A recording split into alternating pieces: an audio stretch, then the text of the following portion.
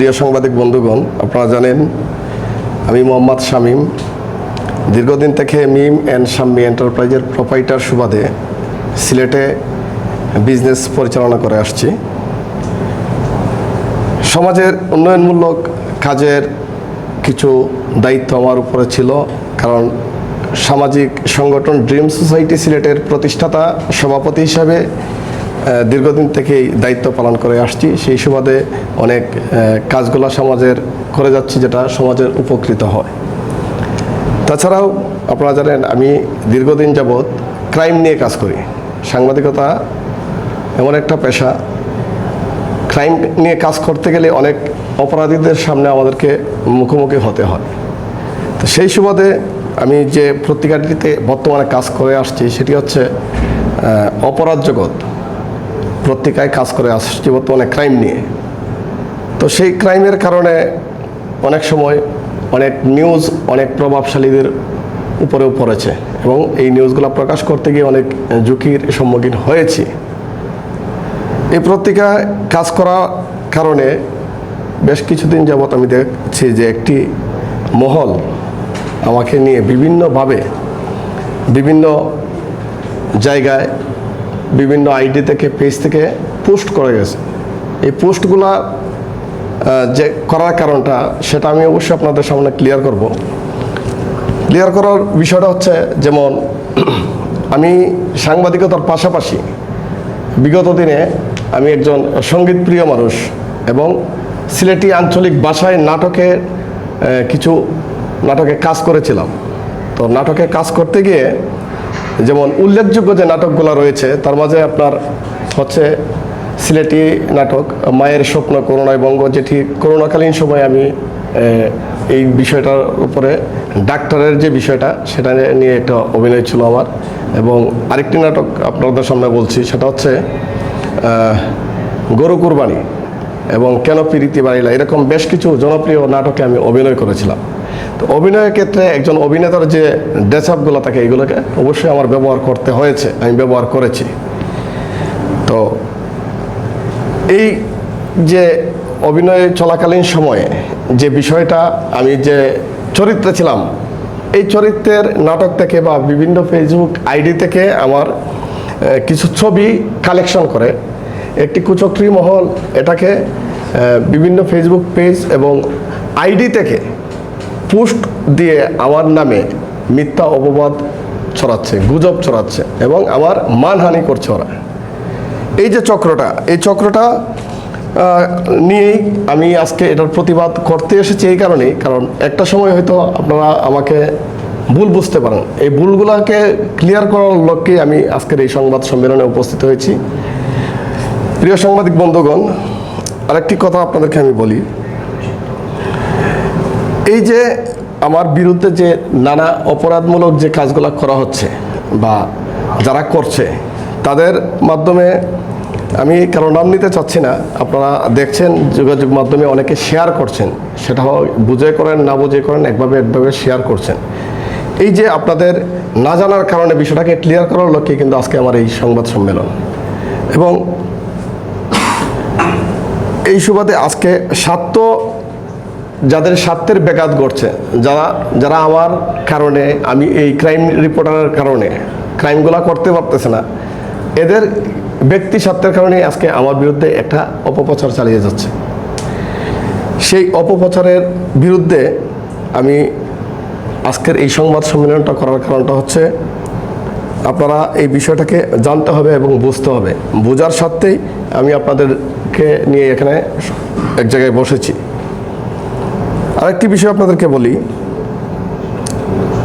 আমার যে থানা পুলিশের যে পোশাকগুলো দেখছেন আপনারা বা বিভিন্ন চিকিৎসকের বিষয়টা তো আমি আপনাদেরকে ক্লিয়ার করলাম। আর এই বিষয়টা নিয়ে আমি প্রশাসনের ঊর্ধ্বতম কর্মকর্তা যারা আছেন, আমি আপনাদের কাছেও এই বিষয়টাকে জোরালো দাবি জানাচ্ছি, আপনারা বিষয়টাকে যত তাড়াতাড়ি সম্ভব অপরাধী যারা আমাদেরকে নিয়ে এরকম গুজব ছড়াচ্ছে, মাঝে মাঝে কথা লিখছে, তাদেরকে যত তাড়াতাড়ি সম্ভব আইডেন্টিফাই করে আইনের আওতায় এনে দৃষ্টান্তমূলক শাস্তির ব্যবস্থা করার জন্য আমি জোর দাবি জানাচ্ছি। বিশেষ করে আমি আরেকটি কথা আপনাদেরকে বলবো, যারা আমার মান সম্মান মারছেন, তারা এক একটি আইডিতে এক এক ধরনের কথা বলছেন। আমি থানার দালাল, আমি পুলিশের সোর্স, বিভিন্ন ধরনের নারী কেলেঙ্কারি থেকে শুরু করে বিভিন্ন বিষয়ের উপরে আমার পত্রিকার যিনি সম্পাদক রয়েছেন, সম্পাদকের কাছেও এই চক্রটি ফোন করেছিলেন। ফোন করে আমার বিষয়ে এমন ধরনের অভিযোগ দিয়েছেন। দেওয়াতে আমার সম্পাদক সব ওনাদের উপরে ক্ষিপ্ত হয়েছেন এবং উনিও প্রতিবাদ জানিয়েছেন। সেটি অবশ্যই আপনারা আমাদের পত্রিকাতে দেখতে পারবেন। এবং আমার উপরে বিভিন্নভাবে, বিভিন্ন ওয়েতে, বিভিন্ন অ্যাঙ্গেলে তারা চাঁদা দাবি করেছে এবং শুধু চাঁদাই নয়, তারা আমাকে প্রাণনাশেরও হুমকি দিয়েছে বিভিন্নভাবে।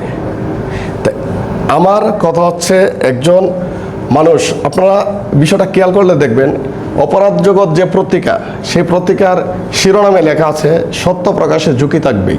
আর আমি এই ঝুঁকি নিয়ে কাজ করাটাই ওদের জন্য একটা মহা সমস্যার কারণ হয়ে দাঁড়িয়েছে। এবং বালুর যে বিষয়টা, অবৈধ বালু উত্তোলন নিয়ে আমার কিছু নিউজ আছে, এটাও তাদের স্বার্থের ব্যাঘাত ঘটিয়েছে। এরকম অসংখ্য ডকুমেন্টারি আমার কাছে রয়েছে এবং অসংখ্য রেকর্ডও আমার কাছে সংরক্ষিত রয়েছে, যাদের কারণে এই চক্রটি আমার পিছনে এভাবে লেগেছে, কারণ তাদের স্বার্থের ব্যাঘাত ঘটেছে।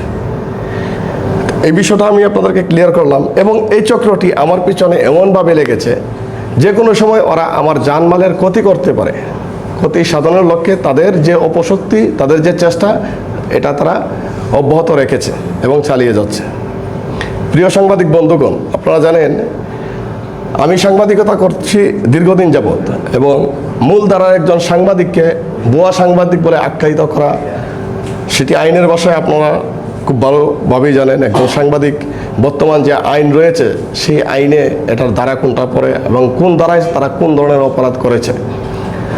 প্রিয় সাংবাদিক বন্ধুগণ, আপনারা জানেন এখানে সংশ্লিষ্ট যে দপ্তরগুলো রয়েছে, এইগুলোতেও আমি বিভিন্ন সময় প্রশাসনের বিভিন্ন ঊর্ধ্বতন কর্মকর্তার সাথে এই বিষয়ে যোগাযোগ করেছি। ওনারাও আমাকে আশ্বাস দিয়েছেন আইনি সহায়তা করবেন এবং আইনি প্রক্রিয়াগুলোও চলমান রয়েছে। এবার আপনাদের সামনে উপস্থিত আছেন আমার দীর্ঘদিনের পরিচিত এবং আমার খুব শুভাকাঙ্ক্ষী একজন মানুষ, যিনি একটা সম্ভ্রান্ত পরিবারের সন্তান, যার অনেক সুনাম রয়েছে, কোম্পানিগঞ্জের কৃতি সন্তান, আমার খুব কাছের মানুষ আবুল মনসুর মোহাম্মদ আব্দুর রশিদ সাহেব, যিনি এই সামাজিক যোগাযোগ মাধ্যমে মিথ্যাচার এবং ষড়যন্ত্রের শিকার হয়েছেন। এই বিষয়ে আরও কিছু গুরুত্বপূর্ণ তথ্য আপনাদেরকে উপস্থাপন করবেন আবুল মনসুর আব্দুর রশিদ সাহেব। ধন্যবাদ সবাইকে।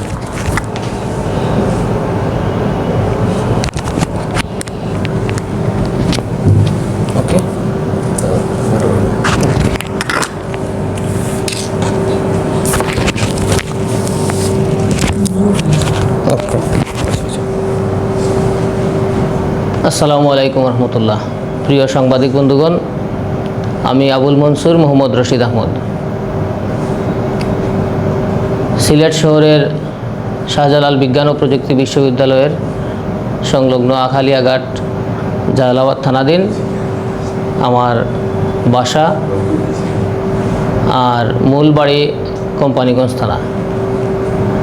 বিগত 2024 সালের উপজেলা পরিষদ নির্বাচনে আমি ঘোড়া প্রতীক নিয়ে চেয়ারম্যান পদে প্রতিদ্বন্দ্বিতা করি। এই বিগত 5-6 দিন যাবৎ আমি বিভিন্ন ফেসবুকে নিউজ এবং পোস্ট দেখতে পাচ্ছি, একটি স্বার্থান্বেষী মহল এখানে আমার ছবি ব্যবহার করে তারা কিছু পোস্ট করতেছেন। সাংবাদিক বন্ধুগণ,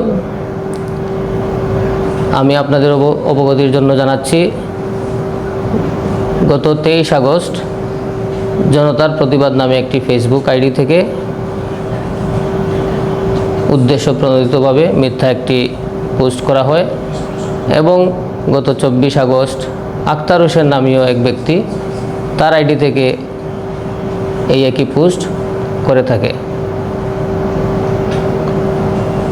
অর্ধরাত, এই যে পূর্বের রাত গেল, এই রাতে 1টার দিকে দৈনিক সুরমার ডাক নামীয় ফেসবুক আইডি থেকে সেম পোস্টটি আবার করে থাকেন, যার দরুন আমি আপনাদের সামনে সামাজিক যোগাযোগ মাধ্যমে যারাই আছেন, আপনারা কলম সৈনিক, আপনারা সমাজের আয়না হিসেবে প্রতীয়মান করেন প্রত্যেকটি বিষয়। এই যে ব্যক্তিরা এই কাজগুলা করছেন, উনি আক্তার হোসেন, এই একটি আইডি দৈনিক জনতার প্রতিবাদ।